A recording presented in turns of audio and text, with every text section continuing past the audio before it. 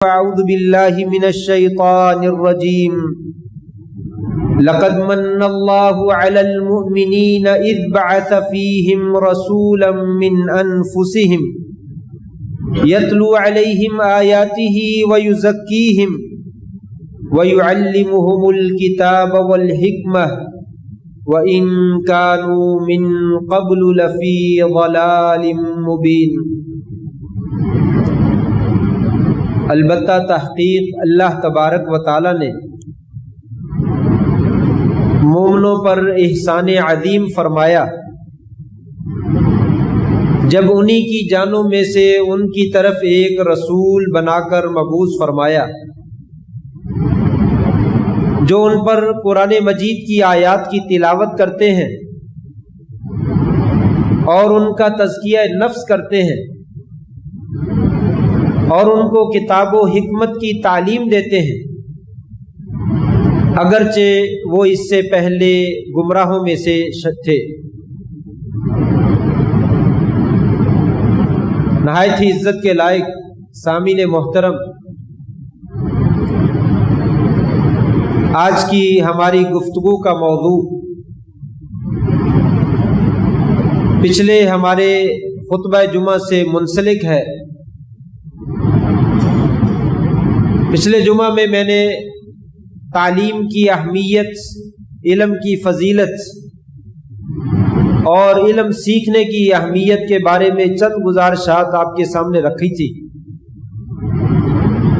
آج کے خطبہ جمعۃ المبارک میں اسی کے ساتھ ملتا ہوا موضوع دینی مدارس کی اہمیت اور علماء کرام کا اصلاح معاشرہ میں کردار، اس کے بارے میں کچھ گزارشات آپ کے گوش گزار کرنا چاہتا ہوں۔ تاریخ سے واقفیت رکھنے والا انسان جانتا ہے کہ دینی مدارس کی تاریخ اتنی ہی قدیم ہے جتنی وحی الہی کی تاریخ قدیم ہے۔ جب سے آسمان سے وحی نازل ہونے کا معاملہ شروع ہوا ہے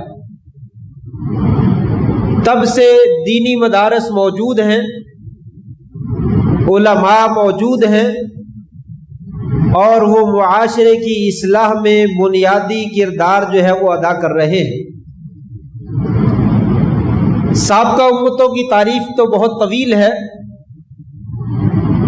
امت محمدیہ علی صاحبہ افضل الصلاۃ و ازکی التسلیم، آپ کی تاریخ جو ہے وہ دیکھ لی جائے، نبی کریم صلی اللہ علیہ وسلم کے سر پر اللہ تبارک و تعالی نے جب نبوت کا تاج رکھا، آپ کوہ صفا پہ چڑھے اور قولوا لا الہ الا اللہ تفلحوا تملک العرب والعجم،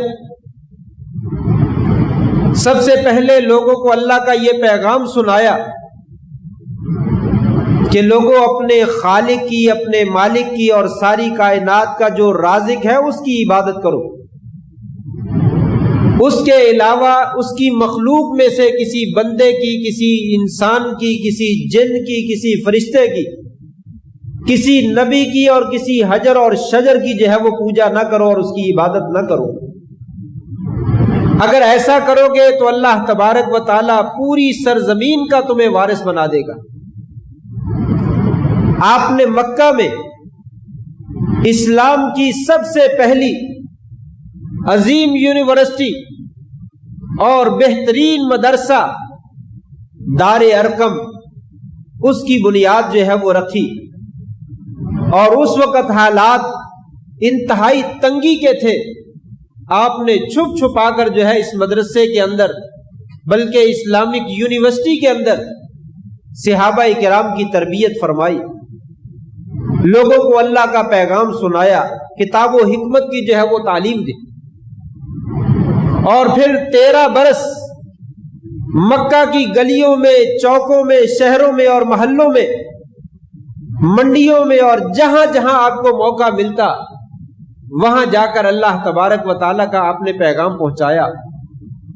ہجرت کر کے مدینہ پہنچے، تو مسجد نبوی کی بنیاد رکھی، اور مسجد نبوی میں صفہ کے نام سے ایک عظیم یونیورسٹی کی داغ بیل ڈالی۔ صفہ کی یونیورسٹی میں محمد الرسول اللہ صلی اللہ علیہ وسلم معلم انسانیت صحابہ کرام کو تعلیم دینے کا پروگرام بنایا، اور وہاں سے تعلیم سیکھنے والے، علم حاصل کرنے والے طلبہ، ایسے ہونہار شاگرد پیدا ہوئے، ایسے بہترین قوم کے معمار اور قائد اور رہبر بنے، جنہوں نے دنیا کی تاریخ کا جو ہے وہ نقشہ ہی بدل ڈالا۔ آپ صلی اللہ علیہ وسلم نے صفہ میں لوگوں کو جو ہے وہ اسلام کی تعلیم دی اور معاشرے کی اصلاح میں بنیادی کردار ادا کیا۔ اس کے ساتھ ساتھ آپ صلی اللہ علیہ وسلم نے ہجرت سے پہلے، مدینہ آنے سے پہلے مصعب بن عمیر رضی اللہ تعالیٰ عنہ کو معلم اور مبلغ بنا کر، واعظ بنا کر، رہبر بنا کر مدینہ کی طرف روانہ کیا، جو لوگوں کو جا کر تبلیغ کیا کرتے تھے۔ اور پھر جب اسلام نے اپنی جڑوں کو مضبوط کر لیا اور اسلام ایک بہترین تناور درخت کی شکل اختیار کر گیا، آپ صلی اللہ علیہ وآلہ وسلم نے یثرب سے باہر، حجاز کی سرزمین سے باہر، شام، غسان، یمن، روم، کیسر و کسرا، ان بادشاہوں کی جانب خط کے ذریعے اپنا پیغام جو ہے وہ پہنچایا۔ تعالوا الی کلمۃ سواء بیننا، لوگوں آؤ ایک ایسے کلمہ کی طرف ہم جمع ہو جائیں جو ہمارے درمیان متفق ہے، کہ اللہ کے سوا کسی اور کی عبادت نہ کریں، اللہ نے ہمیں پیدا کیا ہے، اس کی ہم بندگی کریں۔ آپ صلی اللہ علیہ وسلم نے بادشاہوں کی جانب پیغام بھیجے، اور پھر زندگی کے آخری ایام میں حضرت معاذ بن جبل رضی اللہ تعالیٰ عنہ، حضرت ابو موسیٰ اشعری رضی اللہ تعالیٰ عنہ، حضرت علی مرتضیٰ رضی اللہ تعالیٰ عنہ، ان کو قائد، رہبر اور مبلغ اور معلم بنا کر جو ہے وہ مختلف علاقوں کی طرف جو ہے وہ روانہ فرمایا۔ خیبر کی فتح کے وقت آپ نے حضرت علی کو جھنڈا دیتے ہوئے فرمایا، لَأَن يَهْدِيَ اللَّهُ بِكَ رَجُلًا خَيْرٌ لَكَ مِنْ حُمُرِ النَّعَمِ۔ اے علی، یہودیوں کی بستی میں جا رہے ہو، ان سے قتال اور جنگ کرنے کے لیے جا رہے ہو، لیکن اسلام سب سے پہلا درس جو ہے وہ جنگ کا نہیں دیتا ہے، اصلاح کا دیتا ہے، خیر خواہی کا دیتا ہے۔ سب سے پہلے جا کر اسلام کی دعوت دو، اگر وہ اسلام کو قبول کر لے تو سن لو، اللہ کریم اگر تیرے ہاتھ پر ایک بندے کو بھی سیدھا راستہ دکھا دیتا ہے تو تیرے لیے سرخ اونٹوں سے زیادہ جو ہے یہ قیمتی چیز ہے۔ آپ صلی اللہ علیہ وسلم کی ساری زندگی یہی لوگوں کی اصلاح کرتے ہوئے گزری، لوگوں کو انسان بناتے ہوئے گزری، اور آپ نے اپنے بہترین شاگرد، عالم، رہبر اور قائد بنا کر جو ہے وہ مختلف علاقوں کو بھیجا اور ان کو پیغام دیا کہ جا کر لوگوں کی جو ہے وہ اصلاح فرمائیں۔ اور یہ سلسلہ آپ کی وفات کے بعد آج تک ہنوز چلا آ رہا ہے، اس میں کسی قسم کا جو ہے وہ تعطل پیدا نہیں ہوا۔ اونچ نیچ ضرور آتی رہی، کبھی کام زیادہ ہوتا رہا، کبھی کم ہوتا رہا، لیکن ہر زمانے میں یہ سلسلہ جو ہے وہ ہنوز جاری ہے۔ دنیا میں مدارس بنتے رہے، اسلامک یونیورسٹیاں قائم ہوتی رہی، اور وہاں سے دین کے علماء پڑھ کر آگے معاشرے میں لوگوں تک جاتے رہے اور ان کو اللہ کا پیغام اور اللہ کے رسول کا پیغام سناتے رہے، اور لوگوں کو حیوان بننے کی بجائے انسان بننے کا جو ہے وہ درس دیتے رہے۔ لیکن اگر تھوڑا سا تصویر کا دوسرا رخ دیکھیں، آج موجودہ معاشرے میں، ہمارے معاشرے کے اندر ایسی برائیاں موجود ہیں، ایسی جو ہے وہ سرکشیاں موجود ہیں، ایسے معاملات موجود ہیں، اگر تاریخ پہ نظر ڈالی جائے تو سابقہ امتوں میں وہ ایک ایک جرم، جس جرم کی بنا پر اللہ تبارک و تعالیٰ نے سابقہ امتوں کو اور قوموں کو تباہ و برباد کر دیا، وہ سارے کے سارے جرائم آج ہمارے معاشرے کے اندر موجود ہیں۔ قوم نوح علیہ السلام، ان جیسی ہٹ درمی، ضد، کسی کی بات کو ماننا ہی نہیں ہمارے معاشرے کے اندر جو ہے وہ موجود ہے۔ 950 سال نوح علیہ السلام نے اللہ کی تبلیغ کی، اللہ کا پیغام جو ہے وہ پہنچایا، لیکن ماننے والے صرف 80 82 83 مرد جو ہے وہ پیدا ہوئے۔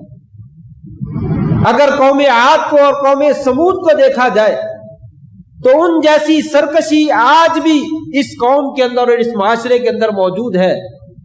اپنے مکانات کے اوپر تکبر اور فخر، اپنی دولت کے اوپر فخر اور تکبر، اپنے مال و دولت کے اوپر جو ہے وہ سرکشی اور ماپ تول میں کمی، قوم شعیب کی طرح یہ ساری چیزیں جو ہے وہ موجود ہیں۔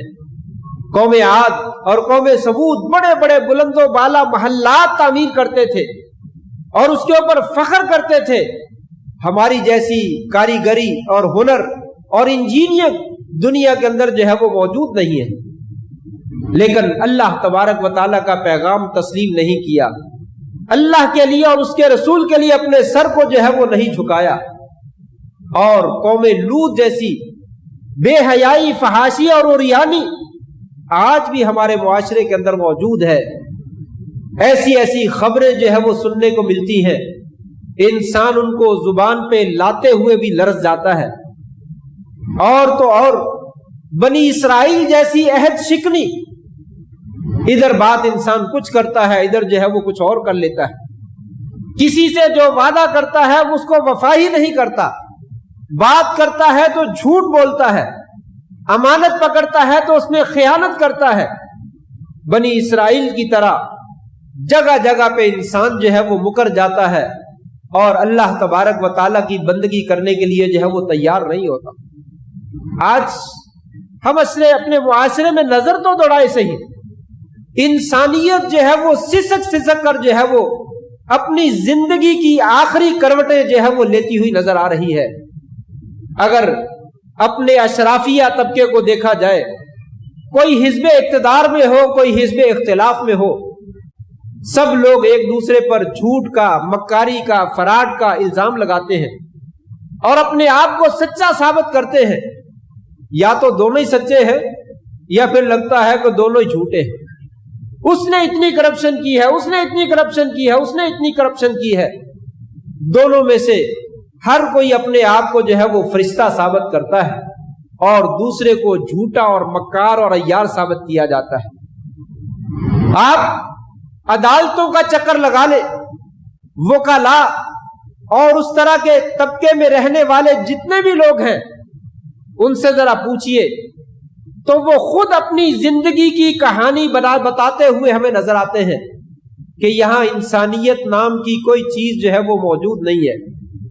ہم کسی غریب کو نہیں دیکھتے ہیں، ہم کسی مزدور کو نہیں دیکھتے ہیں، ہم کسی لاچار کو نہیں دیکھتے ہیں، ہم کسی ضرورت مند کو نہیں دیکھتے ہیں۔ ہمیں تو اپنی فیس سے غرض ہوتی ہے، فیس موجود ہے، لائیے اپنا مقدمہ پیش کیجیے، ہم مقدمہ آگے بڑھانے کی کوشش کرتے ہیں۔ فیس نہیں ہے تو یہاں کے دروازے آپ کے لیے کبھی بھی نہیں کھل سکتے۔ پیسے والا اپنے مقدمے کو جہاں تک لے جانا چاہے لے جا سکتا ہے، غریب جو ہے وہ جیل کی کوٹریوں میں اپنی ایڑیاں رگڑ رگڑ کر اپنی زندگی جو ہے وہ گنوا بیٹھتا ہے۔ اور جہاں مرضی جس مرضی طبقے میں چلے جائیں، کوئی زیادہ خیر کی خبر جو ہے وہ سنائی نہیں دیتی ہے۔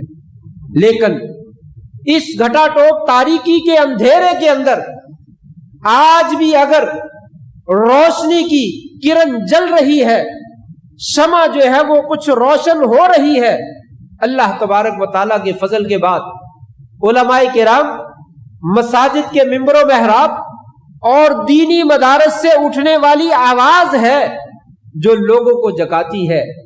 سکول، کالج اور یونیورسٹیز کا حال آپ دیکھ لیجئے، جہاں پہ آوارہ گردی اور اختلاط اور مرد و زن کا آپس میں ملنا اور لڑکے اور لڑکیوں کا ڈانس کرنا، اور اس کے علاوہ نہ جانے وہاں پہ کیا کچھ سکھلایا جاتا ہے. آپ کو بخوبی اس چیز سے واقف ہیں کہ یونیورسٹیز کے اندر اور کالجز کے اندر اور اسکولوں کے اندر جو ہے وہ کیا سکھلایا جاتا ہے.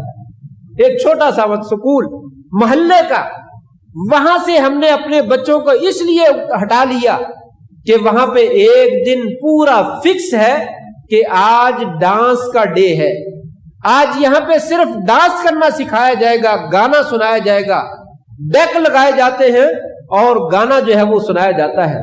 یہ ہمارے اپنے محلے کے اسکولوں کی جو ہے وہ حالت ہے. بڑی یونیورسٹیاں تو اس سے بڑی دور ہے. اور نظام تعلیم کس قدر جو ہے وہ خراب ہے اس کی وضاحت کرنے کی کوئی ضرورت نہیں ہے. آج ہمارا پورا معاشرہ کھلا ہوا ہے.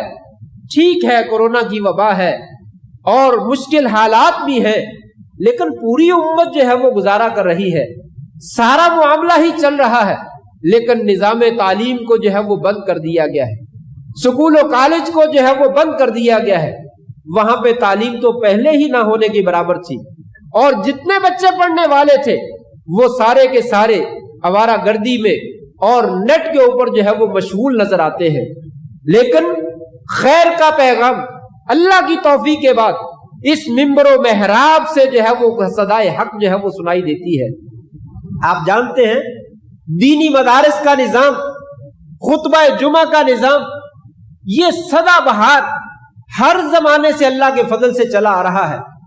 مدارس کے اندر شوال کے اندر داخلے شروع ہوتے ہیں، شعبان تک تعلیم کا سلسلہ بڑی روانگی کے ساتھ چلتا ہے، سوائے عید الفطر کے، عید الاضحیٰ کے اور رمضان کے اور جمعہ کی چھٹی کے علاوہ کوئی چھٹی نہیں ہوتی. اگر حکومت کی جانب سے کوئی پابندی نہ آ جائے تو مدارس والے کسی قسم کی کوئی چھٹی جو ہے وہ نہیں کرتے. پورا سال کیا تعلیم دی جاتی ہے؟ قرآن مجید کی تعلیم دی جاتی ہے، اس کا ترجمہ پڑھایا جاتا ہے، اسے حفظ کروایا جاتا ہے، اس کی تفسیر سکھلائی جاتی ہے، سیرت طیبہ تاریخ اسلامی سے روشناس کروایا جاتا ہے، فقہ اسلامی، اسلامی معاملات اور مسائل سے لوگوں کو باخبر کیا جاتا ہے، طلبہ کو تیار کیا جاتا ہے، اقتصادیات، سیاسیات اور اس طرح کے تقابل ادیان کے مضامین جو ہے وہ پڑھائے جاتے ہیں. اور یہاں سے معلم، راہبر اور قائد تیار ہو کر معاشرے میں جاتے ہیں، لوگوں کی مسجدوں میں امام، خطیب مقرر ہوتے ہیں، حافظ اور قاری اور معلم مقرر ہوتے ہیں، بچوں کو جا کر یہ درس دیتے ہیں، لوگوں کو جا کر خطبہ جمعہ میں یہ دین کا پیغام جو ہے وہ لوگوں تک پہنچاتے ہیں. اور اللہ تبارک و تعالیٰ کا جو پیغام ہے، صحیح صدائے حق ہے، اسے لوگوں تک پہنچانے کی کوشش کی جاتی ہے اور لوگوں کی اصلاح کی کوشش کی جاتی ہے. اور وہ اصلاح کیا ہے؟ اس پورے معاشرے میں جہاں اندھیرا ہی اندھیرا نظر آتا ہے، تاریکی ہی تاریکی نظر آتی ہے، اس معاشرے میں لوگوں کو قال اللہ و قال الرسول، لوگوں ایک اللہ کی عبادت کرو، قبروں کی پوجا نہ کرو، انسانوں کی پرستش نہ کرو، حجر و شجر کی پوجا نہ کرو، جس خالق نے تمہیں پیدا کیا ہے اس کی عبادت کرو. وہ رسول جو تمہارے لیے شفیق اور مہربان بن کر آئے، ان کی اطاعت کیجئے، ان پر ایمان لائیے اور ان کی فرما برداری کیجئے، ان کے دین کا دفاع کیجئے. اور وہ رسول کیا پیغام لے کر آئے تھے، اس پیغام کو سنیے اور اس کے مطابق زندگی بسر کیجئے. آپ صلی اللہ علیہ وسلم مدینہ میں تشریف لاتے ہیں. عبداللہ ابن سلام فرماتے ہیں سب سے پہلے میرے کانوں میں آپ کے جو کلمے پڑے وہ یہ تھے، افشوا السلام، لوگوں سلام کو پھیلا، ایک دوسرے کو سلام کہا کرو، السلام علیکم ورحمۃ اللہ وبرکاتہ. اے میرے بھائی، تو میرا اسلامی بھائی ہے، میں اللہ سے دعا کرتا ہوں اللہ تبارک و تعالیٰ تیرے اوپر سلامتی نازل کرے، تیرے اوپر اپنی رحمتیں نازل کرے، تیرے اوپر اپنی برکتیں نازل کرے. وہ بھی آگے سے جواب دیتا ہے وعلیکم السلام ورحمۃ اللہ وبرکاتہ، میری طرف سے بھی تیرے لیے دعا ہے کہ اللہ تیرے اوپر سلامتی، رحمت اور برکتیں نازل فرمائے. آپ نے امت کو یہی درس دیا، اہل علم بھی امت کو یہی درس ہے. لوگوں آپس میں سلام کو پھیلاؤ، نفرتوں کو کم کرو، دشمنیوں کو کم کرو، ایک دوسرے سے دوری کو کم کرو، تکبر کو ختم کرو، عداوت کو ختم کرو اور دوسرے کو سلام کہو، محبتیں بانٹو، ایک دوسرے کے قریب ہو جاؤ۔ وَأَطْعِمُوا الطَّعَامَ، لوگوں کو کھانا کھلاؤ، ضرورت مندوں کو کھانا کھلاؤ، لوگوں کے نوالے ان کے منہ سے چھینو نہیں، لوٹو نہیں، کرپشن نہیں کرو، بے ایمانی نہیں کرو، فراڈ نہیں کرو، لوگوں کو ضرورت پڑے تو اپنی جیب میں سے پیسے نکال کر خرچ کرو، ان کو کھانا کھلاؤ، ان کے ساتھ ہمدردی کا ثبوت فراہم کرو، اور پھر وصل الارحام، رشتہ داری کو جوڑو، آپس میں جڑ کر رہو، اتفاق اور اتحاد کے ساتھ رہو۔ وَصَلُّوا بِاللَّيْلِ وَالنَّاسُ نِيَامٌ، رات کو اٹھ کر جب لوگ سو رہے ہوں تو اس وقت تہجد کی 2 رکعتیں پڑھو، 2 رکعت اللہ کے لیے نماز پڑھو۔ اس مالک نے جس نے تمہارے اوپر اتنے احسانات کیے ہیں ان کا شکر ادا کرو۔ اگر تم یہ کام کرو گے تدخلوا الجنۃ بسلام، تم اسلام اس کے سلامتی کے ساتھ اللہ تعالیٰ کی بہشتوں میں اور جنتوں میں جو ہے وہ داخل ہو جاؤ۔ اسلام کتنا خوبصورت مذہب ہے، کتنا پیارا مذہب ہے، اس کی تعلیم دینے والے کتنی پیاری باتوں کی تعلیم دیتے ہیں۔ دنیا دار، انگریز، یہودی، عیسائی جو اسلام سے نفرت کرتے ہیں وہ سوچ بھی نہیں سکتے۔ ذرا غور تو کرے صحیح ہماری اسلامی تعلیمات جو ہے وہ کیا ہے۔ نبی کریم صلی اللہ علیہ وسلم صحابہ کے مجمع میں بیٹھے ہوئے ہیں، ایک آدمی آ جاتا ہے، یا رسول اللہ صلی اللہ علیہ وسلم مجھے زنا کی اجازت دے دیجئے۔ اللہ اکبر، مسلمان صحابی نبی کریم صلی اللہ علیہ وسلم کی محفل ہے اور کیا سوال کر رہا ہے، مجھے زنا کی اجازت دے دیجئے۔ صحابہ کرام اٹھے کہ ابھی اس کو پکڑ لیں اور اس کا جو ہے وہ کچومر نکال دیں اور اس کو بتائیں کہ ایسی بھی بات کرنے والی ہوتی ہے، زنا کی بھی اجازت طلب کی جاتی ہے۔ آپ نے اشارے سے کہا رک جاؤ، ٹھہر جاؤ۔ صحابہ کرام بیٹھ گئے، اس آدمی کو اپنے قریب بلا لیا۔ ذرا غور کیجئے، اسلام کی رہنمائی اور اسلام کی رہبری اور اسلام کی چاشنی اور مٹھاس اور اسلام کی محبت کس قدر ہے، آپ نے پیار اور محبت سے اپنے قریب کر لیا۔ ذرا وہ لوگ جو آپ صلی اللہ علیہ وسلم کے خاکے بنا کر، توہین آمیز خاکے بنا کر آپ کی عزت کے خلاف جو ہے وہ کیچڑ اچھالنے کی کوشش کرتے ہیں، ذرا غور تو کرے سے دیکھیں تو صحیح۔ آپ صلی اللہ علیہ وسلم نے پیار اور محبت کے ساتھ قریب بلا لیا، کہا میرے بھائی مجھے یہ تو بتلا، کیا تو یہ کام اپنی والدہ کے لیے پسند کرتا ہے؟ کہا توبہ توبہ استغفر اللہ، والدہ کے لیے؟ کوئی آدمی اپنی والدہ کے لیے ایسا کام پسند کر سکتا ہے؟ آپ نے فرمایا جس کے ساتھ تو برائی کا ارادہ کر رہا ہے کیا وہ کسی کی والدہ نہیں ہوگی؟ اے میرے بھائی مجھے یہ تو بتا، کیا یہ کام تو اپنی بیٹی کے لیے پسند کرتا ہے؟ لا حول ولا قوت الا باللہ، استغفر اللہ، یا رسول اللہ یہ کیسے ہو سکتا ہے میں اپنی بیٹی کے لیے زنا کو پسند کروں؟ کہا جس کے ساتھ تو برائی کرنا چاہتا ہے وہ کسی کی بیٹی نہیں ہوگی؟ کیا تو اپنی بہن کے لیے یہ پسند کرتا ہے؟ پھر کہا استغفر اللہ، یا رسول اللہ کیسے کوئی آدمی اپنی بہن کے لیے پسند کرتا ہے؟ کہا جس کے ساتھ تو کرنا چاہتا ہے وہ کسی کی بہن نہیں ہوگی؟ آپ نے خالہ، پھوپھی اور دوسرے رشتہ داروں کا تذکرہ کیا، 4-5 رشتہ دار گنوائے۔ جب یہ کہا تو کہا پھر تو کیسے پسند کرتا ہے؟ جب تو اپنے رشتہ داروں کے لیے پسند نہیں کرتا تو جس کے ساتھ تو یہ حرکت کرنا چاہتا ہے وہ یہ سارے کے سارے رشتہ دار کسی نہ کسی کے یہ موجود ہیں، وہ کیسے پسند کریں گے؟ ایسا کرے گا۔ اس کو بات سمجھ میں آ گئی، پھر آپ نے اللہ تعالیٰ سے دعا بھی فرمائی، اللہم طہر قلبہ، یا اللہ اس بندے کے دل کو صاف کر دے، پاک کر دے، وحسن فرجہ، یا اللہ اس کی شرمگاہ کی حفاظت فرما، وغفر ذنبہ، یا اللہ اس کے گناہوں کو معاف کر دے۔ تاریخ بتلاتی ہے، صحابی بتلاتے ہیں، کہتے ہیں اس کے بعد پھر میرے دل کے اوپر جو ہے وہ کبھی برا خیال نہیں آیا۔ یہ اسلام کی تعلیمات، یہ اسلام کا پیغام ہے۔ اسلام عزت بھی کرتا ہے، عزت کی حفاظت بھی کرتا ہے، انسان ظاہری نفاست، ظاہری طہارت اور پاکیزگی کا حکم دیتا ہے اور باطنی طہارت اور باطنی پاکیزگی کا بھی حکم دیتا ہے اور تزکیہ نفس کرتا ہے۔ آپ صلی اللہ علیہ وسلم کا سب سے عمدہ وصف قرآن مجید میں یہی ذکر کیا گیا، وَيُزَكِّيهِمْ، کہ آپ صلی اللہ علیہ وسلم لوگوں کا تزکیہ کرتے ہیں، آپ کے ماننے والے لوگوں کا تزکیہ نفس کرتے ہیں اور ان کو گناہوں سے پاک اور صاف کرنے کی جو ہے وہ کوشش کرتے ہیں۔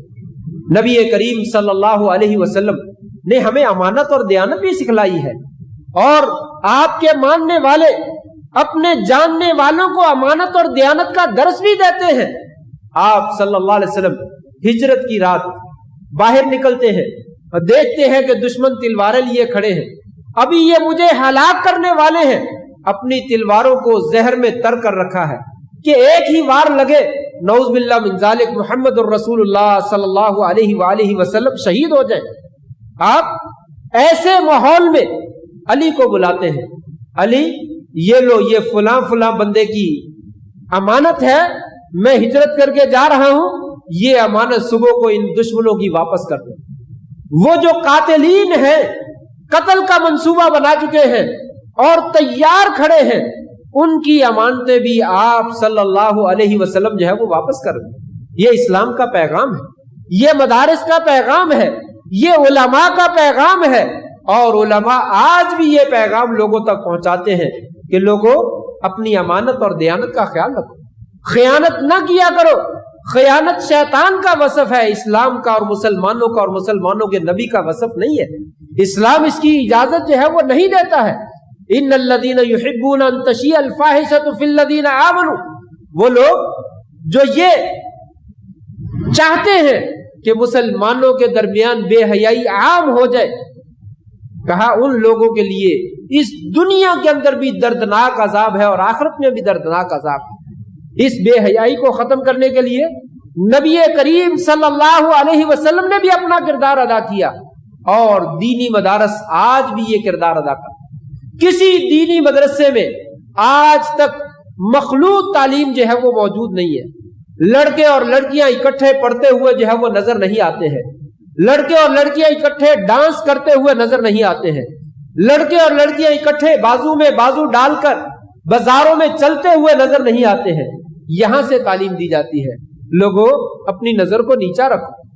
مومن عورتیں ہیں تو وہ بھی اپنی نظر کو نیچا رکھیں، مرد ہیں تو وہ بھی اپنی نظر کو نیچا رکھیں، اور کوئی عورت یا کوئی مرد غیر محرم ہے آپس میں ایک دوسرے کے ساتھ تنہائی اختیار نہ کرے، اس لیے کہ یہاں سے خرابیاں پیدا ہوتی ہیں، یہاں سے شیطان اپنا کردار ادا کرتا ہے، یہاں سے بے حیائی اور فحاشی کو فروغ ملتا ہے، یہیں سے سارے معاملات آگے بڑھتے ہیں۔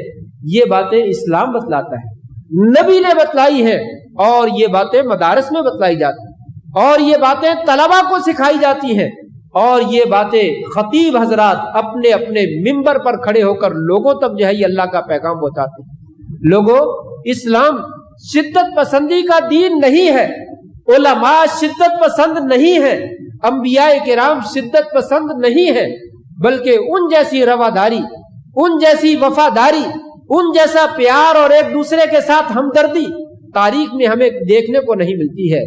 آپ صلی اللہ علیہ وسلم فتح مکہ کے دن مشرکین مکہ جنہوں نے امیر حمزہ رضی اللہ تعالیٰ کی لاش کا مسئلہ کیا، ٹکڑے ٹکڑے کیے، وہ حبشی جس نے پیٹھ کے پیچھے سے نیزہ مارا اور حضرت حمزہ رضی اللہ تعالیٰ کو شہید کر دیا، وہ دشمن جنہوں نے آپ کے دندان مبارک شہید کیے، وہ دشمن جنہوں نے آپ کے 70 قاری شہید کر دیے، وہ دشمن جنہوں نے احد کے میدان میں اور خندق میدان میں آپ کے ساتھ اپنی بھرپور دشمنی کا اظہار کیا، آپ صلی اللہ علیہ وسلم کے سامنے سر جھکائے کھڑے ہیں۔ آپ چاہتے تو ان کی گردنیں اڑا دیتے، ان کے ٹکڑے ٹکڑے کر دیتے، لیکن قربان جائیے محمد الرسول اللہ صلی اللہ علیہ وسلم پیغام دیتے ہیں، لا تثریب علیکم اليوم، لوگوں جاؤ، آج کے دن تمہارے اوپر کوئی مواخذہ نہیں ہے۔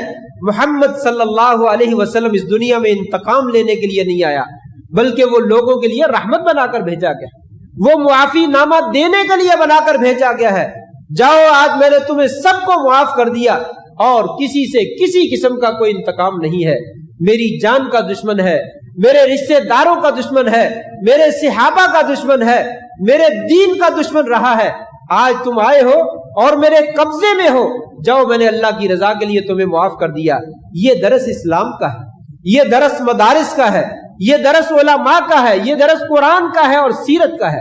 بھائیو، سوچنے کی بات یہ ہے اور غور کرنے کی بات یہ ہے، آج جو بھی الزام آتا ہے علماء کے اوپر، جو بھی بات آتی ہے مدارس کے اوپر، جو بھی الزام تراشی کرنا ہوتی ہے ممبر و محراب کے اوپر کی جاتی ہے، ذرا غور کیجئے، آج اگر یہ ممبر و محراب نہ ہوتے، یہ مدارس نہ ہوتے، یہ علماء کا کردار موجود نہ ہوتا، کمیاں کوتاہیاں موجود ہیں، خامیاں موجود ہیں، انسان ہے، کمیاں کوتاہیاں ہو سکتی ہیں، لیکن اس کے باوجود بہت خیر موجود ہے، بڑی بھلائی موجود ہے۔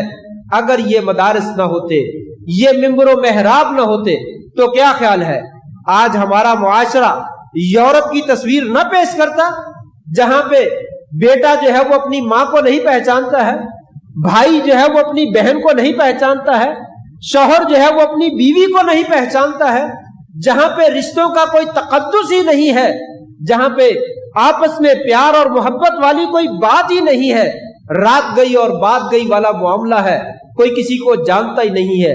یہ تو اسلام نے ہمیں سب کچھ عطا کیا ہے، یہ ممبر و محراب نے، مدارس نے اور اسلامی یونیورسٹیز نے اور اسلامی سکالرز نے ہمیں سب کچھ عطا کیا ہے۔ ضرورت اس بات کی ہے کہ آج ہم مدارس کے اور ممبر و محراب کے شانہ بشانہ کھڑے ہو جائیں، ان کے ساتھ تعاون کریں اور ان کو سپورٹ کریں اور ان کی تعمیر و ترقی میں اور ان کو مضبوط کرنے میں جس حد تک ہم ساتھ دے سکتے ہیں ان کا ہم ساتھ دیں۔